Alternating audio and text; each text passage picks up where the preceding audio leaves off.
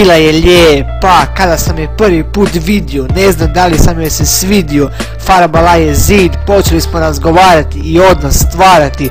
Upoznali smo se i puno nama doznali. Tako smo svaki dan pričali i čak išli skupa na kupanje. Svaki dan je vidim, nikako da joj se svidim i da u njoj ljubav vidim.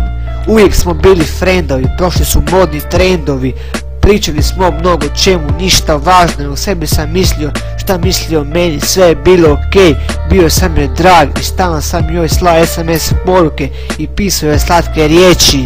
Sve dok mi se nije počela sviđati, mislio sam da imam šanse, pitao sam je da će biti sa mnom, rekla je ne i odjebala me, odjebala me je, odjebala me je, odjebala me je, odjebala me je. Bio sam tužan, mislio sam da sam ružan, ali život ide dalje, ima još cura, nije kraj. Odjebala me je i da joj se sviđa drugi. Odjebala me, odjebala me, odjebala me drugi. Odjebala me, odjebala me, odjebala me, odjebala me.